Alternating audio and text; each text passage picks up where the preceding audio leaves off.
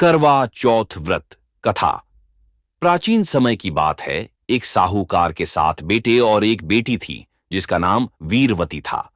वीरवती अपने भाइयों की इकलौती बहन थी और सभी भाई उससे बहुत प्यार करते थे। वीरवती का विवाह एक अच्छे परिवार में हुआ था। विवाह के बाद वह पहली बार मायके आई और वहीं करवा चौथ का व्रत रखा। करवा चौथ के दिन वीरवती ने पूरे नियमों का पालन करते हुए व्रत रखा, लेकिन दिन भर भूखी प्यासी रहने के कारण वह कमजोर हो गई। शाम होते होते उसकी हालत खराब हो गई, परंतु व्रत की वजह से वह भोजन और जल नहीं ले सकती थी।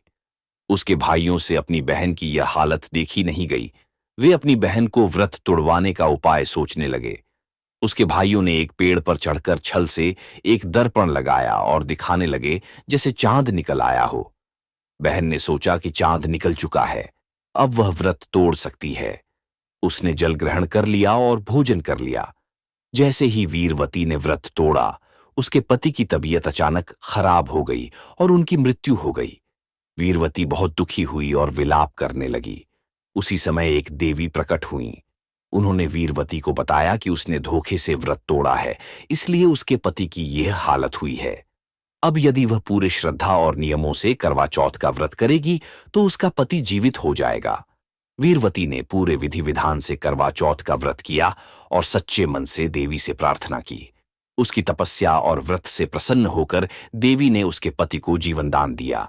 इसके बाद से हर साल वीरवती ने पूरे नियमों से करवा चौथ का व्रत किया और उसका वैवाहिक जीवन सुखमय हो गया। करवा चौथ व्रत की महिमा। करवा चौथ का व्रत सुहागिन महिलाओं के लिए बहुत महत्वपूर्ण होता है। यह व्रत पति की लंबी आयु और समृद्ध जीवन के लिए किया जाता है। इस व्रत को करने से विवाहित स्त्रियों को अखंड सौभाग्य का वरदान मिलता है और पति पत्नी के बीच प्रेम और विश्वास बढ़ता है।